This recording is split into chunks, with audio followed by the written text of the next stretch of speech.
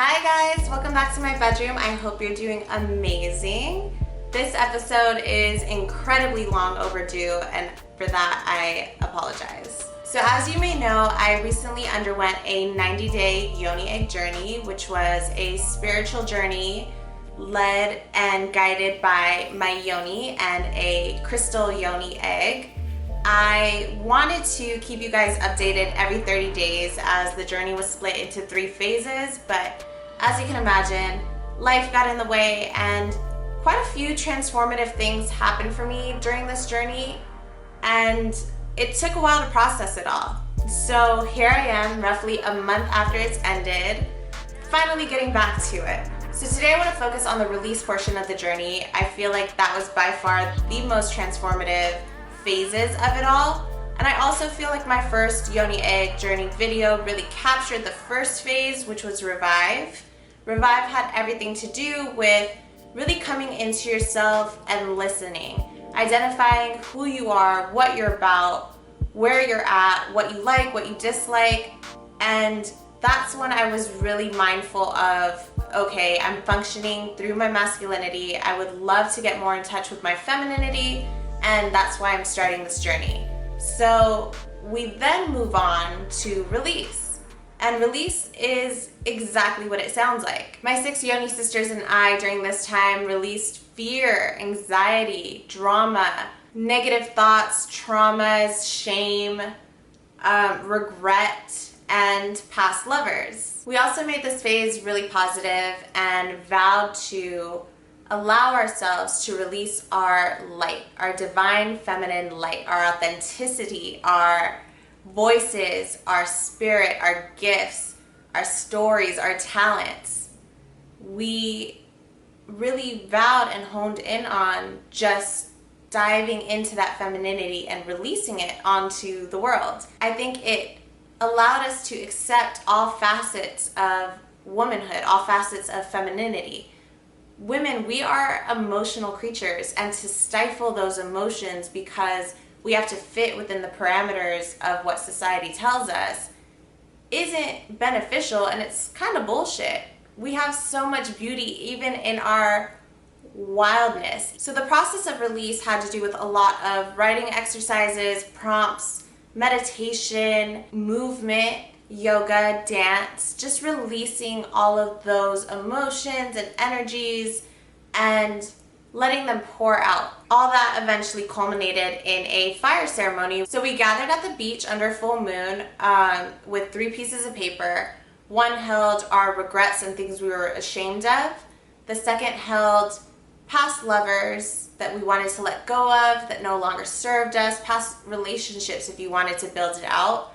And the third was our light, our passions, the things we wanted to give to the world, our gifts. And we took these 3 pieces of paper and individually threw them into the fire. Y'all, when I say that this was by far one of the most impactful things I've done for myself and for my spirituality and my spiritual growth, like I can't even explain to you how it felt to see some of my biggest worries and anxieties and regrets just shrivel up and turn into ash right before my eyes. You know, some of my biggest fears reduced to absolute nothingness. And it just put in perspective how big we can make things seem when in reality, nothing to worry about. And seeing the names and the faces of the past lovers who have caused me pain or who I've caused pain and felt ashamed about, gone, done, dust in the wind. It felt really dope, like really great. But release is easier said than done. So even though we were supposed to be slated to do each phase in 30-day increments, the release phase actually lasted, I think, a week longer. And all of us were really grateful for that because it's a lot to work through. You know, we have women of all ages in this group who have had trauma in their life since childhood, and it takes a lot more sometimes than to just see it burned away. It feels beautiful, but there was still work to be done. And so I think extending that portion of the journey a bit more was deeply felt by everybody and obviously deeply appreciated. Coming out of release, I can say that writing, meditation, and movement are by far my favorite ways of working through stagnant energy and just letting it go and letting it flow.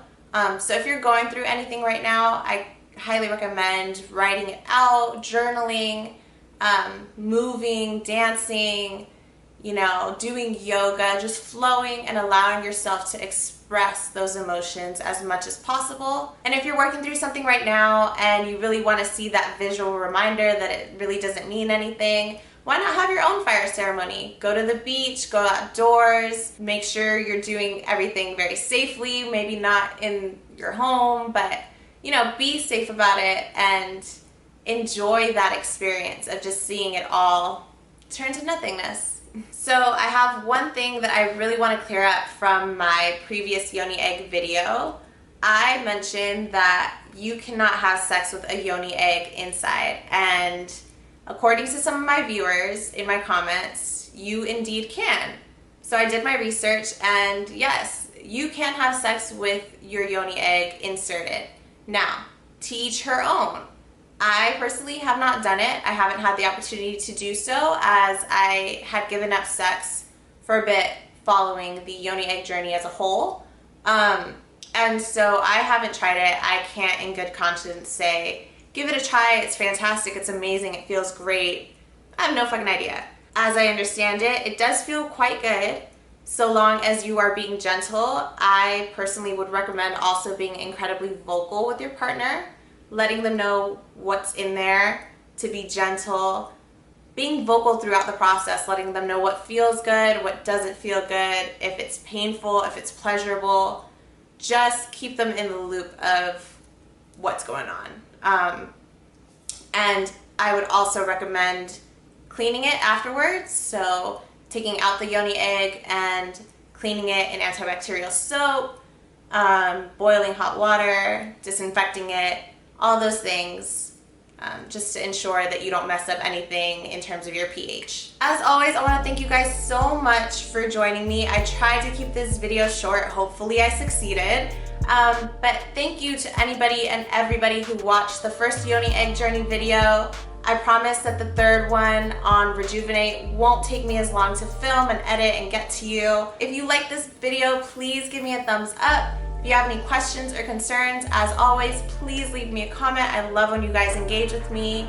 Subscribe if you liked it. All the other shit that YouTubers ask you to do, social media, all that good stuff. Do all that for me, yeah? Thank you.